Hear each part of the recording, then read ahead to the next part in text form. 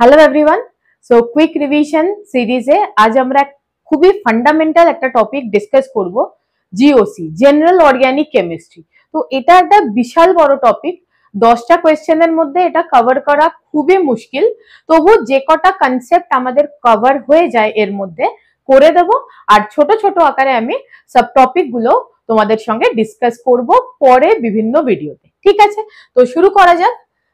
প্রথম প্রশ্ন, strongest nucleophile আমাদের খুঁজতে হবে। তো ফার্স্ট দেখো নিউক্লিওফাইল কি, নিউক্লিওফাইলকে আমরা কি করে রিপ্রেজেন্ট করি না, NU মাইনাস। নিউক্লিওফাইল কথাটার মানে কি, নিউক্লিয়াস লাভিং স্পিসিস। তো নিউক্লিয়াস মানে কি পজিটিভ সেন্টার।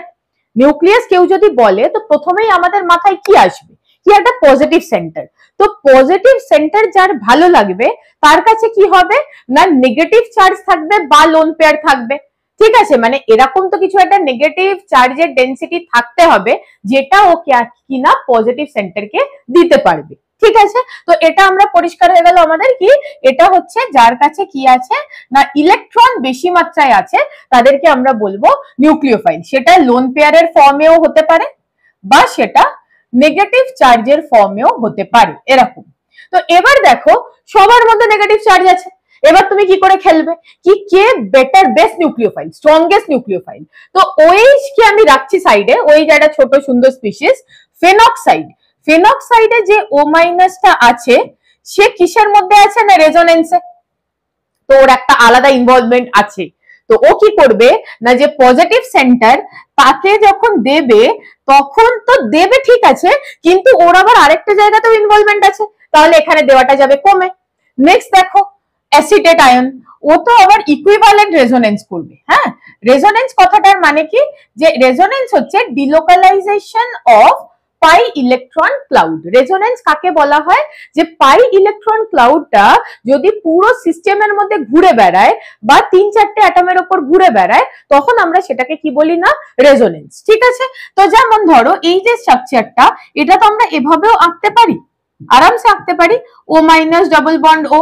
তো এরকম ব্যাপার, যেমন এখানে আমি তোমাদের একটা এঁকে দেখিয়ে দিই যে জিনিসটা কিরকম লাগবে না, এইখানে ধরো O মাইনাস, এখানে মাইনাস, তো এরকম ভাবে পুরো রিং এর মধ্যে কিন্তু এই নেগেটিভ চার্জটা ঘুরে বেড়াচ্ছে। তো এটাকে বলা হয় রেজোনেন্স বা ডিলোকালাইজেশন অফ পাই ক্লাউড। এরও রেজোনেন্স আছে, এরও খতরনাক রেজোনেন্স আছে। এই স্ট্রাকচারটা যদি আমরা ডি আঁকি, দেখো ডি আঁকলে তুমি বুঝতে পারবে কি S double bond O O minus SO3 minus আছে।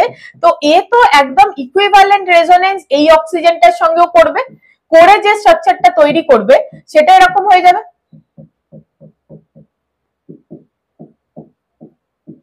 এরকম হয়ে যাবে, বা আবার এই যদি নিচেরটার সঙ্গে খেলে তাহলে তোমার দেখবে একই রকম স্ট্রাকচার আসছে। তো এরা প্রত্যেকে কিন্তু একটা না একটা কোনো ইনভলভমেন্টের সঙ্গে জুড়ে আছে। তাহলে যদি তোমায় জিজ্ঞেস করা হয় কি স্ট্রংগেস্ট নিউক্লিওফাইল কে হবে, তুমি উত্তর কি দেবে না, OH মাইনাস। এক নম্বর তো এটা ছোট সাইজ আর এর চার্জ ডেন্সিটিটা অনেক বেশি এবং এ কোনো রকম ডিলোকালাইজেশনে বা অন্য কোনো কিছুর সঙ্গে ইনভলভ নেই। তো কারেক্ট অপশন কি হবে না A। নেক্সট আসা যাক, which of the following has the highest living group ability। তো লিভিং গ্রুপ এবিলিটি কি হয় বলো, এই যে টার্মটা লিভিং গ্রুপ, এটা মেইনলি আমরা সাবস্টিটিউশন রিঅ্যাকশনে ইউজ করি। কি রিঅ্যাকশন, সাবস্টিটিউশন। ঠিক আছে, তো সাবস্টিটিউশন রিঅ্যাকশনে কি হয়, কি ধরো আমাদের কাছে একটা কোনো ক্লোরো বা ব্রোমো হ্যালো কম্পাউন্ড আছে এবং পেছন দিক থেকে একটা নিউক্লিওফাইল, মানে ধরে নাও কি OH মাইনাস এসে অ্যাটাক করলো, তাহলে কি হয় না মাঝখানে যদি আমরা SN2 কনসিডার করি তাহলে মাঝখানে কি হবে না একটা ট্রানজিশন স্টেট তৈরি হয়ে যাবে এই যে সুন্দর করে, যেখানে কি হবে সাইমালটেনিয়াসলি Br বন্ডটা ব্রেক হচ্ছে এবং নিউক্লিওফাইল বন্ডটা তৈরি হচ্ছে। এই জিনিসটাকে আমরা কি বলি না, ট্রানজিশন স্টেট। এবং ফাইনালি কি হবে, যে লিভিং গ্রুপ সে যাবে বেরিয়ে আর উল্টো দিক থেকে কি হবে না নিউক্লিওফাইল এসে যাবে বসে এখানে। ঠিক আছে, তো এই যে ব্যাপারটা মানে যে গ্রুপটা ছেড়ে বেরিয়ে যাচ্ছে তাকে আমরা কি বলি না, লিভিং গ্রুপ বলি। হ্যাঁ, বোঝা গেল, এটাকে বলি আমরা লিভিং গ্রুপ। তো লিভিং গ্রুপ স্টেবল হতে হবে, ঠিক আছে, তবেই ও লিভিং গ্রুপ হবে। আর যে বন্ডটা কোন বন্ডটা, যে এই যে কার্বনের সঙ্গে, এখানে দেখো ব্যাপারটা, কার্বনের সঙ্গে লিভিং গ্রুপের যে বন্ডটা সেটা কিন্তু খুবই উইক হতে হবে, that is very important, strong bond হলে চলবে না। তো এবার দেখো যে এর মধ্যে সব থেকে উইক বন্ড কার সঙ্গে হবে, কার্বন নাইট্রোজেন একই পিরিয়ডে, আচ্ছা খেলবে, কার্বন অক্সিজেন একই পিরিয়ডে, এখানেও কার্বন অক্সিজেন একই পিরিয়ডে। এইবার দেখো কার্বন আর আয়োডিন, কার্বন আর আয়োডিন, আয়োডিন একটা খুবই বড় টাইপের অ্যাটম, আর কার্বন কোথায় আছে না 2p, আর এটা কি হয়ে যাবে 5p, তো এর বন্ডটা উইক হবে, তো ইজিলি বেরিয়ে যেতে পারবে। আর যে নেগেটিভ চার্জটা তৈরি হবে সেটাও তো স্টেবল হবে, কেন কি কার্বনের সাইজ বড়, ইলেকট্রোনেগেটিভিটিও আছে মোটামুটি, তো এ কি করবে না এটাকে স্টেবল করতে পারবে। তো আমাদের কারেক্ট আনসার কি হবে, আই। তো প্রথমে কি দিয়ে ভাবলাম না সি লিভিং গ্রুপ বন্ড, এই যে দেখো এইখানে যে ব্যাপারটা আমি করলাম কি সি লিভিং গ্রুপ বন্ড, এইটা দিয়ে ভাবলাম কি সি লিভিং গ্রুপ বন্ড যত উইক হবে তত তাড়াতাড়ি ও ছেড়ে পালাতে পারবে, বন্ডিং কম, ছেড়ে পালিয়ে যাবে। ঠিক আছে, আগে দেখা যাক which of the following has the lowest pKa, এবার খেলা যাক এটার সঙ্গে। what is the meaning of pKa? pKa is negative logarithm of Ka। এবার তুমি Ka কি বলবে, ধরো আমাদের কাছে একটা উইক অ্যাসিড আছে, এটা এরকম ভাবে ডিসোসিয়েট হলো H++ A-, তো এটার যে ইকুইলিব্রিয়াম কনস্ট্যান্টটা হবে সেটাকে আমরা কি বলবো না Ka বলবো, এরকম ভাবে, এই যে এই ব্যাপারটা, এটাকে আমরা কি বলবো Ka। তো Ka যত বেশি হবে pKa তত কম হবে, কেন এটা নেগেটিভ লগ নিলাম, আর অ্যাসিডিক স্ট্রেংথ K এর সঙ্গে ডিরেক্ট প্রপোর্শনাল। তো এটা কিন্তু হয়ে গেল আমাদের একদম কি কনসেপ্ট, যেটা তোমাকে মনে রাখতে হবে। ঠিক আছে, তো এবার দেখা যাক কি এর মধ্যে লোয়েস্ট পিকে কথাটার মানে কি, লোয়েস্ট পিকে কথাটার মানে কিন্তু স্ট্রংগেস্ট অ্যাসিড। তো স্ট্রংগেস্ট অ্যাসিড মানে কে কত তাড়াতাড়ি H+ দিতে পারবে। ঠিক আছে, তো H+ কে দিতে পারবে, দেখো এখানে H+ দিতে পারে, ঠিক আছে, এটা sp হাইব্রিডাইজ কার্বন এও দিতে পারে, এখানে অক্সিজেন ইলেকট্রোনেগেটিভ, তো H+ দেওয়ার পরে যে কনজুগেট বেস গুলো তৈরি হবে দেখতে যাও, সবই মোটামুটি স্টেবলই থাকবে, কিন্তু সব থেকে বেশি কার হবে NH2, তো একটা মাইনাস এখান থেকে সরিয়ে দাও, তো কি হয়ে যাবে C triple bond C minus, এখানে এটা দেখো অলরেডি যে আছে একটা H+ ফর্মে আছে, তো এটা চলে গেলে কি হবে NH2, তো সব থেকে বেশি H+ দেওয়ার টেন্ডেন্সি কিন্তু এর থাকবে, কেন কি এটা অলরেডি ক্যাটায়নিক ফর্মে আছে, তো একটা H+ দিয়ে দিলে কি হয়ে যাবে NH2 তে কনভার্ট হয়ে যাবে। বুঝাতে পারলাম ব্যাপারটা? তো এরা সবাই দিতে পারে, সবার কনজুগেট বেস দেখতে হবে, তো সবার কনজুগেট বেসের মধ্যে দেখো কি হবে না ওই ক্ষেত্রে যেটা হবে কি চার্জ ছিল, চার্জ সরে গিয়ে ও কিসে তৈরি হয়ে যাবে না ও সাইক্লোহেক্সাইল অ্যামিনে কনভার্ট হয়ে যাবে। আমি কিন্তু লেখার সময় একটা ভুল লিখেছি, সেটা তোমরা নিশ্চয়ই দেখেছো কি সাইক্লোহেক্সাইল অ্যামিনকে আমি কি করে দিয়েছি না বেনজিন করে দিয়েছি। ঠিক আছে, তো সেটা আমি ঠিকও করে দিলাম। ওকে, চলো, তো our answer is A. Next দেখা যাক which of the following represents a set of nucleophile। তো নিউক্লিওফাইলের জন্য তোমাকে আমি কি বলেছি, আইদার তো একটা নেগেটিভ চার্জ চাই, অর কি চাই না একটা লোন পেয়ার চাই। ঠিক আছে, তো এখানে একটা ছোট্ট ভুল আছে, এখানে এটা C মাইনাস হবে। ঠিক আছে, কেন 2 আর 3 ভ্যালেন্সি স্যাটিসফাই নেই, এখানে মাইনাস হবে, CN মাইনাসটাও ছোট করে আছে, বড় করে দিলাম। চলো এবার দেখা যাক কি হবে। ফার্স্ট BF3 এর কাছে কি আছে ভ্যাকেন্ট অরবিটাল, তো কি নেবে ইলেকট্রোফাইল, তো এটা কি হয়ে গেল ইলেকট্রন নেবে, মানে এটাকে আমি কি বলবো না ইলেকট্রোফাইল। তো প্রথমেই এটা এলিমিনেট, কেন which of the following represents a set of, মানে সবাইকে ইলেকট্রোফাইল হতে হবে, তো এটা নয়। নেক্সট AlCl3 এর কাছেও একটা ভ্যাকেন্ট অরবিটাল আছে, তো এ কি হবে ইলেকট্রোফাইল না, আমায় কি খুঁজতে হবে নিউক্লিওফাইল। ঠিক আছে, এখানে দেখো CN minus ES minus ES, এখানে মাইনাস নেই, বাট অক্সিজেনের মাথায় কি আছে দুটো লোন পেয়ার, তো কি বললাম তোমায় লোন পেয়ারও দেখতে হবে, নেগেটিভ চার্জও দেখতে হবে। ঠিক আছে, তো লোন পেয়ার নেগেটিভ চার্জ দেখতে দেখতে যাচ্ছ, তাহলে আমাদের যে আনসার হবে সেটা হবে C। এবার দেখা যাক D কেন হবে না, কেন কি D হবে না এই জন্য এটাকে বলে ডাইক্লোরোকার্বিন। একটু এটা সম্বন্ধে বলি, হ্যাঁ, এটা খুবই প্রয়োজনীয় একটা ইন্টারমিডিয়েট, এটাকে কি বলা হয় ডাইক্লোরোকার্বিন। বাচ্চারা ভাবে কি একটা লোন পেয়ার তো আছে, তাহলে এ নিশ্চয়ই ইলেকট্রনকে দেবে, একদম দেবে না, কেন এই যে ডাইক্লোরোকার্বিন এর কাছে কি আছে না একটা খালি অরবিটাল আছে, ঠিক আছে, ভ্যাকেন্ট অরবিটাল। এই যে খালি অরবিটালটা আছে ও এখানে ইলেকট্রন নেবে। কেন নেবে? এর কাছে দেখো ইলেকট্রন কটা, 1 2 3 4 5 6 6 ইলেকট্রন। তার মানে এর যে অক্টেট সেই অক্টেটটা কি ইনকমপ্লিট, ঠিক আছে। তো ইনকমপ্লিট অক্টেট যেহেতু সেই জন্য কি হবে না এ হয়ে যাবে ইলেকট্রোফাইল। বোঝা গেল সি কেন আমাদের কারেক্ট আনসার হবে, সেটা আশা করি বোঝাতে পারলাম। চলো, which of the structures below would be aromatic? তো প্রথমে আমরা অ্যারোমেটিসিটির কন্ডিশন দেখি কি কনসেপ্ট। অ্যারোমেটিক আমরা কাকে বলবো? Number 1 it should be cyclic, planar, planar মানে all sp2 hybridized carbon, 4n plus 2 number of pi electron যাকে আমরা বলে থাকি হুকেলস রুল, হুকেলস রুল, ঠিক আছে, যেখানে n এর ভ্যালু কি কি হতে পারে 0 1 2 3 লাইক দিস। হ্যাঁ, তাহলে এবার দেখা যাক, প্রথম এক এক করে দেখা যাক। এটা হলো কি কনসেপ্ট।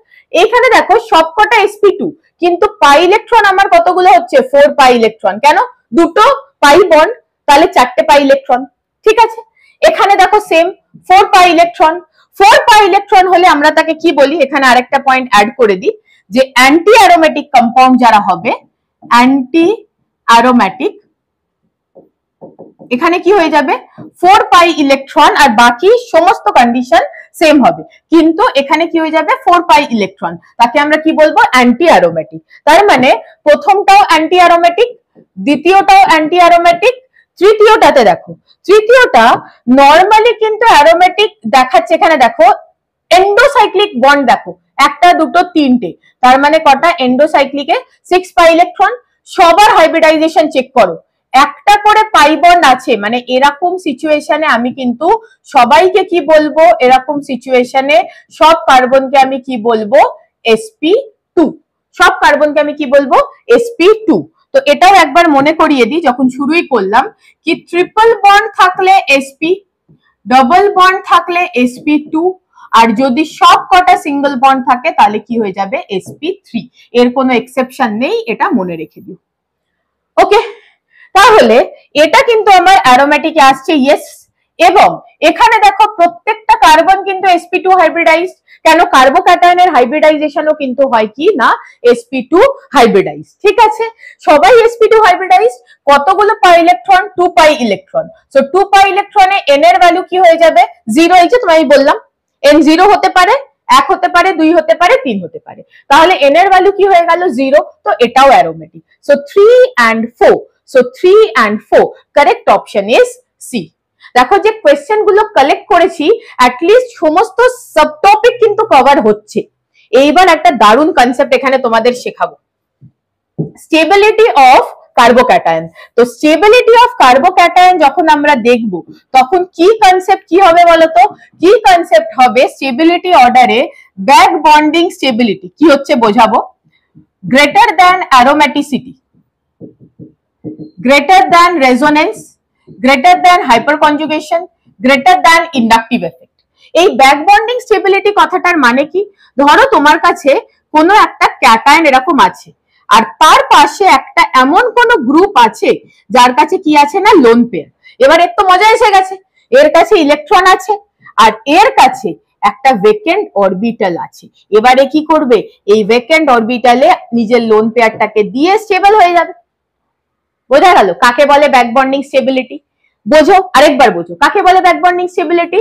যদি একটা ক্যাটায়নিক সেন্টার থাকে আর তার পাশে একটা লোন পেয়ার কন্টেনিং গ্রুপ থাকে, চাই NH2 হতে পারে, O হতে পারে, যে কোনো লোন পেয়ার কন্টেনিং গ্রুপ, সে কি করবে ওই ভ্যাকেন্ট অরবিটালে ইলেকট্রনকে দেবে, দিয়ে স্টেবল করবে। তো it is a special kind of stability আর ওটা খতরনাক স্টেবিলিটি দেয়, ঠিক আছে। তাহলে এই অনুপাতে দেখো প্রথম কি হচ্ছে না এই অক্সিজেনটা BBS দেবে, এও BBS দেবে, but what is the difference, এর ক্ষেত্রে 3 ডিগ্রি, এর ক্ষেত্রে 2 ডিগ্রি। তাহলে আরেকটা কি কনসেপ্ট বলতে হয় কি আমরা যখন স্টেবিলিটি দেখব তখন কি হয়ে যাবে 3 degree greater than 2 degree greater than 1 degree. Okay, তো দুটো কনসেপ্ট দিয়ে আমরা এই কোয়েশ্চেনটার সঙ্গে খেলে নেব সুন্দর করে। তো দেখো BBS plus 3 degree, BBS plus 2 degree, তো সব থেকে স্টেবল কে হবে 1, তারপর কে আসবে 3, ঠিক আছে। এবার দেখো এটা নর্মাল, এর কোনো বিবিএস নেই, বাট এর ডিগ্রি কত হচ্ছে 2, এর ডিগ্রি কত হচ্ছে 1, তো 2 এর স্টেবিলিটি বেশি হবে দেন 1, তার মানে 1 3 2 4, সরি 2 হবে না, এটা 4 হবে, right. So 2 degree 4, so 1 3 2 4, 1 3 2 4, yes. So the correct option is D. আবার বলি কিভাবে খেললাম, প্রথম আমি দেখলাম বিবিএস, বিবিএস এর সঙ্গে ডিগ্রি, যেখানে বিবিএস নেই সেখানে কি দেখলাম শুধুমাত্র ডিগ্রি। তো first one is BBS 3 degree, BBS 2 degree, then normal 2 degree, then এটা হয়ে যাবে আমার নর্মাল, এটা হয়ে যাবে, এখানটা আমি ভুল লিখেছি, এখানে যে নর্মাল হয়ে যাবে এটা আমার, এই নর্মাল কেসে এটা আমার কি হয়ে যাবে না 1 ডিগ্রি, ঠিক আছে। 3 ডিগ্রি 2 ডিগ্রি উইথ বিবিএস, এক্ষেত্রে 2 ডিগ্রি, এক্ষেত্রে 1 degree. Clear everyone? Next, which of the following carbocation is expected to be most stable? তো এই ক্ষেত্রে আমরা কি কনসেপ্ট কি নেব না, এই ক্ষেত্রে হয়ে যাবে কি আমাদের যে নাইট্রো আছে, দেখো সবেতেই নাইট্রো আছে, তো আমি শুধু নাইট্রোকে নিয়ে ভাবি এখন। নাইট্রো কিন্তু -I গ্রুপ এবং -RO গ্রুপ, মানে ও রেজোনেন্সেও ইলেকট্রনকে তুলে নেবে, ইন্ডাকটিভ এফেক্ট দিয়ে ও ইলেকট্রনকে নিজের দিকে টেনে নেবে, ঠিক আছে। আমরা জানি ইন্ডাকটিভ এফেক্ট যেটা আছে সেটা হচ্ছে সিগমা বন্ড, শুধু সিগমা বন্ডে খেলে, আর রেজোনেন্স কিসে খেলে, পাই বন্ড দিয়ে খেলে।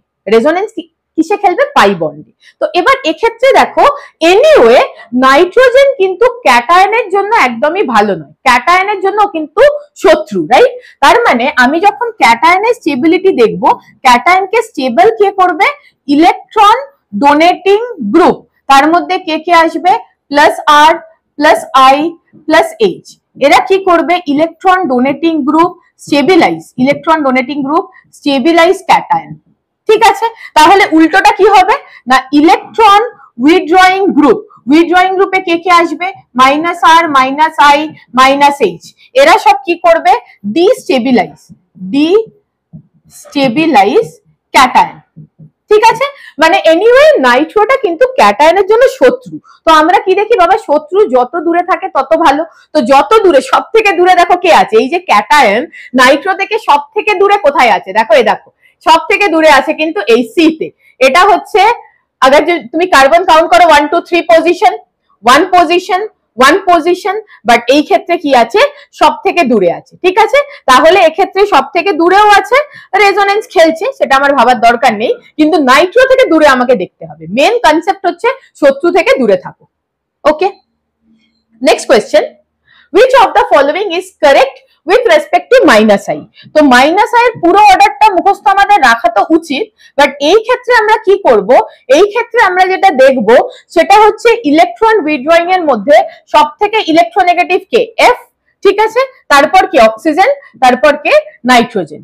কারুর কাছে কোনো প্লাস চার্জের কাহিনী নেই, তো প্লাস চার্জের কাহিনী নেই মানে আমাকে এখানে কি দিয়ে খেলতে হবে, শুধুমাত্র ইলেকট্রোনেগেটিভিটি দিয়ে খেলতে হবে। তো ইলেকট্রোনেগেটিভিটি যার যত বেশি সে তত -I শো করবে। তো এই ক্ষেত্রে দেখো F সব থেকে বেশি, দেন OR, দেন NR2। তো the correct option is D for this question, ঠিক আছে। নেক্সট দেখা যাক হাইব্রিডাইজেশন। দেখো এক্ষুনি কি কনসেপ্ট তোমাকে বলে দিলাম, কি যদি দেখো এনিওয়ে আমার একটা পাই আছে, তো আমি চোখ বন্ধ করে কি বলবো, sp2। দুটো পাই আছে, চোখ বন্ধ করে কি বলবো, দুজনেরই কি হয়ে যাবে না sp3। আর যদি সব কটা সিগমা থাকে তো আমি চোখ বন্ধ করে বলবো sp3, ঠিক আছে। এবার খোঁজা যাক কি বলছে, সিকোয়েন্সটা খুঁজে নাও এবারে। sp2 sp2 sp sp from left to right, okay, এটা sp, এটা আমার sp, তো হবে না, কেটে দাও। এটা কি হয়ে যাবে sp3, কেটে দাও। এটা কি বলছে sp2, ইয়েস পাই বন্ড। এটা কি বলছে sp2, একদম ঠিক।